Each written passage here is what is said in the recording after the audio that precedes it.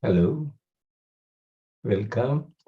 And the stressed fundamentals of our democracy, uh, they are threatening our democracy, and it is taking our democracy to what the fathers of the constitution planned for. It may go in the opposite direction. So before that, I just want to point out one thing that recent thing that happened in United States. So United States is the presidential form of government where there are two parties like India, one Democrats, another Republicans. So that's a two-party, almost two-party like ours. But what happened there, it has got a little bit of, there is a debt ceiling that was imposed by, it was um, in force at the moment. So the government can't spend a little bit more. It's almost finishing its debt limit unless the limit is taken off or the amount is increased. The government is at a standstill at the moment. I'm not talking more about that bill. I'm talking about a vote that happened in Parliament. Uh, so House, the American House, that is representatives who were directly elected, they voted on suspending the debt ceiling bill. If I look at the numbers, this is what my emphasis here. Democrats, they are the ruling party. They are in majority in the House. But Democrat, for that bill that came in uh, as an effort by the speaker who is neutral, that's another point. The speaker is so neutral, he walks out to make this bill happen. He was negotiating with President uh, Biden. So there is some kind of understanding, and he puts a proposal, and that proposal, um, McCarthy gives remarks on debt ceiling bill. Um, so with the potential default looming, Democrats helped Speaker Kevin McCarthy pass a compromise bill. He doesn't say Kevin McCarthy belongs to Democrats, Republican. Once he is a speaker, he has to be neutral. Um, so that's what. So what is the numbers? Democrats 165, they voted for the bill, and Republicans also voted for the bill. Their opposition, but still they agreed. 149 voted.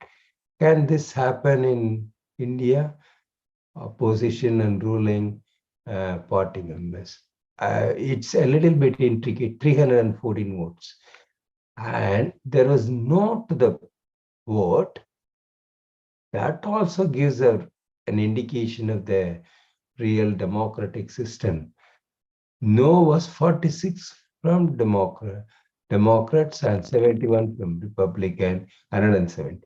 So what I'm saying, each party member is not bound to vote in one way or the other. That means they're free to vote based on their thinking and their what they promised to their constituents.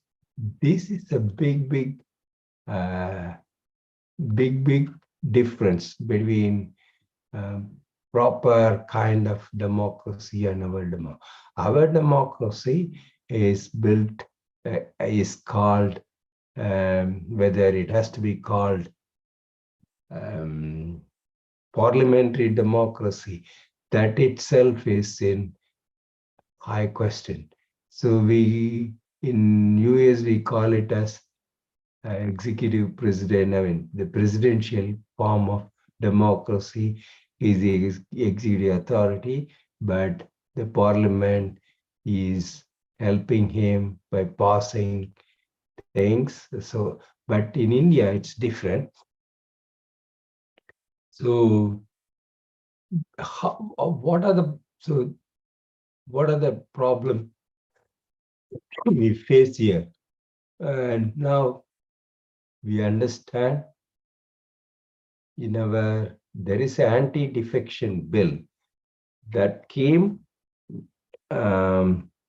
to change the MPs after MPs or MLAs after getting elected. They change their loyalty, they change to the party, defect to the other party.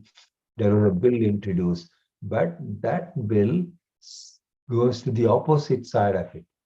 So it binds the MPs and MLAs to the party high command.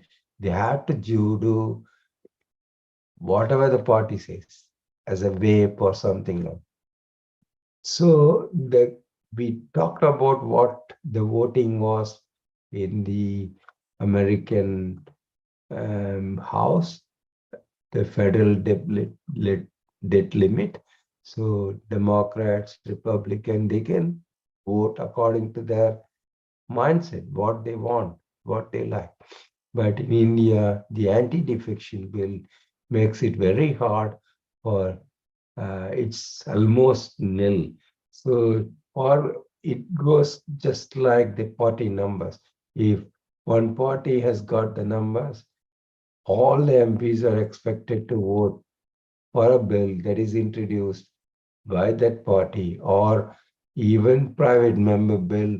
The party can say you have to vote, you don't need to vote. Or if opposition brings a bill, the opposition party members, they have to vote, otherwise anti-defection bill comes into the picture. So where the democracy almost is coming like an executive democracy. Why? Because the MPs become, or MLAs become just a number. They can't talk out or vote according to their conscience. Indira Gandhi, Madam Indira Gandhi tried conscience vote when there was a break in the Congress. But after she came, she changed that rule to, anti-defection bills came, and it's not at that time or later. So the problem we don't we face are multifold. So the more and more of executive branch is also headed by Prime Minister. In Parliament, he is the normally leader of the ruling party. So he got two positions. It's totally, it's a totally, that each position is not distinguishable. That is the problem of Indian democracy. The leader, as leader of the opposition, he can appoint minister. So he becomes prime minister. Once he becomes a prime minister, his MPs, he got control over MPs as well as as well as ministers. The executive branch is run by ministers and ministerials, all those things. But who is really making policies here? Uh, so India, as I already mentioned, India is adopting too many bills with presidential nod without even getting discussed. There's a parallel route for bills passed without even any discussion on that. And that route was came through. It was not the intention of the founding fathers. Even before the constitution came, during the viceroy times, the British, they introduced that. That is by uh, a bill without any discussion can be promulgated by executive branch, and then it need to be ratified in parliament. But when a brute majority is there in parliament, that's taken for granted.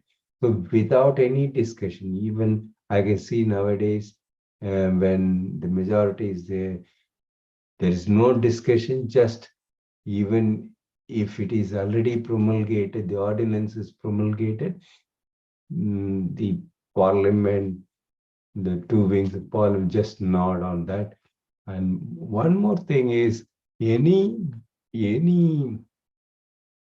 bill can be classified as money bill. Then it escapes scrutiny by Rajya Sabha. It can be passed with simple majority. And that power is rested on the speaker. So if you check the other parliaments all over the world, then neutrality of the speaker is almost maintained clearly. Once somebody takes up elected as speaker, he is considered to be neutral. Not in India. He need not give up his membership of the party. He can be still loyal to the party, and we are visibly upset by so many times the speaker of parliament or state legislatures. Bluntly, they are partisan. They are supporting the ruling party which elected them, and that makes a big difference. So he can even silence the opposition from talking. They misuse um, the rule of the house, the what time they can put something to unimportant time, where and discussions have to be done very quickly. So many things. The the legislative or parliamentary business are controlled by speaker who is not neutral. That's a big problem. It may be the intention, and in theory it says he has to be neutral. How can he be neutral when he maintains his party membership? He need not resign, and that's a problem. So another thing is, we talked about anti-defection law. The money bill can be classified into this and that, and so the MPs or MLAs need to vote exactly as per the dictates of the ruling party. And one more thing is, What about putting questions to Prime Minister? How many Prime Minister is the head of the executive branch? So if executive branch is not answering any questions, what do we call it? Can we call it uh, parliamentary democracy? No. That's what happened. And now, not only in the 9 years we are talking about, even before that, but this is too much now. The prime minister or the concerned ministers are not answering questions. The questions are not even taken up for answer. That's it. I'm not talking about the mindset of the pod that comes because of the rules and procedures of the parliament are so subvertible.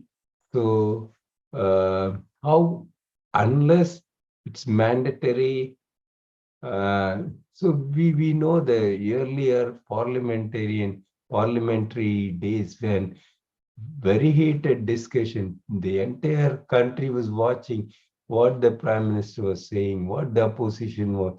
It's like the opposition is not taken by its uh, by its drafting. The opposition position in parliament is not clear. They don't have a um, proper duty. What they are expected to do, they don't know.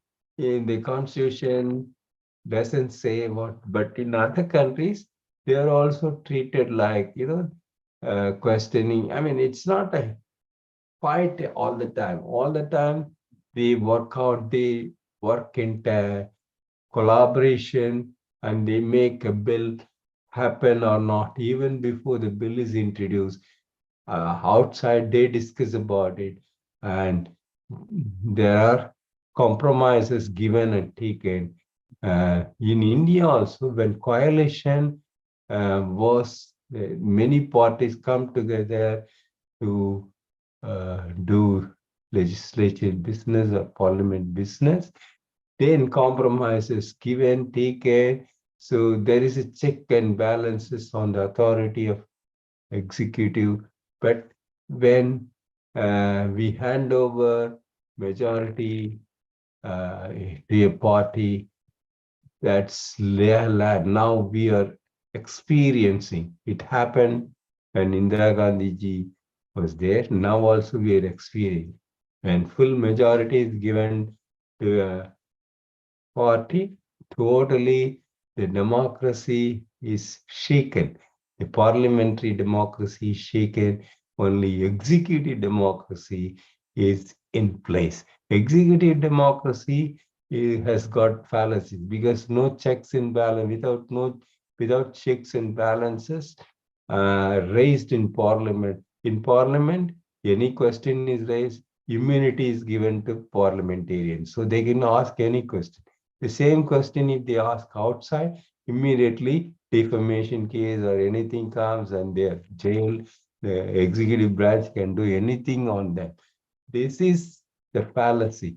So it's if the questioning our is mandated, if not, prime minister and others come and answer the question, especially as leader of the ruling party, prime minister is expected. He has to come and answer questions somewhere in the somewhere in the constitution. It has to be ensured. Otherwise, un unquestionable uh, prime minister is called autocrat, not as a democrat. So it's not one person made it. The system is not working that much. Previously, because of etiquities, because of their concern for democracy, they did, even though the constitutional need was not there. But now people want to take everything at face value, whatever suits them, they want to do, whatever suits their party, they do. So in this situation, so we have to address this. And the from Nehru days, based on the British parliamentary system, there was a question whether Prime Minister is working as one among the equals with the ministers, or Prime Minister is high above everybody and he is commanding the other ministers. India, Nehru days, they said very clear, Nehru clear, I am one among them, just I am one among the ministers. I have similar responsibilities like them. But, there's no, the Prime Minister is not above everybody, they clarified. But current days, we see Prime Minister's role is like a chieftain or a leader or a manager, and all other things. He can sack any minister like whenever he wants, whenever he doesn't like anybody. So everything is at the command of Prime Minister. It totally changed in the 7 decades. So that has to be, so anything about democracy is about the safeguards. The safeguards are just jolting away. So autocracy is creeping into the system. It's bound to happen whether this party is there or the other party is there. They have shown samples now to make it. The other branches of the constitution or judiciary. Judiciary, we know it's under heavy attack by the executive branch, the prime minister, ministers, everybody issues something or the other against the judiciary. They raise many points.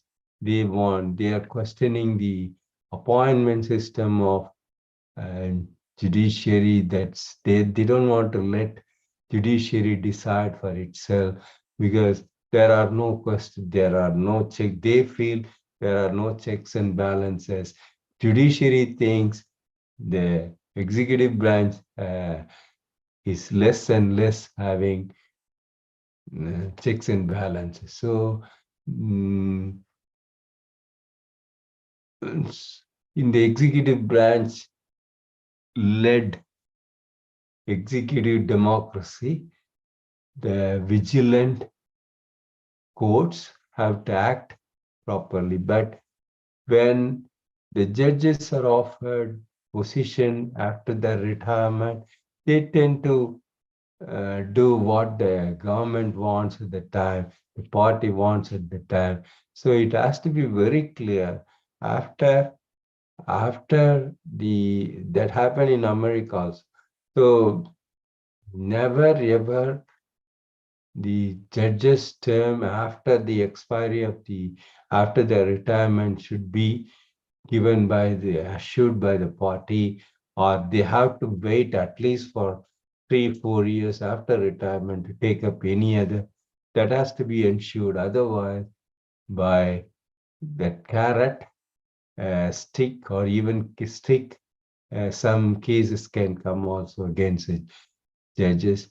By these two, the ruling party can command the judiciary to do certain things. It could happen, and the topmost judge, how many he has to be very strong against the establishment to be neutral. It's very difficult in modern days for a court judge to be neutral, because most of the cases come or against the government. In that case, government he wants to appoint the judge. How can it be correct? The government has to have its hands off about judicial. It's not so in other countries, but in India, this is a phenomenon. So many fallacies are there in our democratic system. This is in at its current form cannot be called a democracy, parliamentary democracy, but we can term it as executive democracy without proper checks and balances on executive branch at a thin, wafer thin line of life thrown up by courts, it still survives. If the courts are not rigid about forcing things of the constitution, then the entire world would have seen India as failing democracy. Now, the judiciary is somewhat protecting the constitution, but it should not be like that. We have to have some kind of a referendum on these points I raised. The constitution has to be strengthened in those lines to make it very good democracy. Indian mindset is full of democracy, full of rights, and second, and fundamental rights. They thought it's assured. It's in an executive democracy without getting questioned. It is shaking the fundamental rights of people. It enters into the personal space as well. It wants to say this even in sexual orientation, the neutral sexual orientation, people face difficulties. The government is uh, arguing for not giving them rights or something. So the government can enter into everywhere because the executive branch is not question. Yeah, nobody can question that kind of situation is there in our country. It's a very sad affair. It has to change. Constitutional changes have to. The opposition parties on that part, they have to highlight this and put a. So we thought one single party coming to power is good. No, it takes away all the fundamental freedom uh, in as in the current constitutional interpretation framework. It should not be like that, but we changed it like that by smaller amendments. It has to be corrected. So next government, we pray it should not have the brutal majority. It should be like something, you know, multi-party who have to work among themselves to make things happen. In that case, when they are in power, I request them to bring in these 4 or 5 constitutional changes to amend laws so that they can strengthen the democracy. If they come with that kind of assurance to the uh, people, probably people will consider them as an alternative. If they just talk about a smaller things like giving freebies or something, they are defeating the purpose of democracy. Thank you.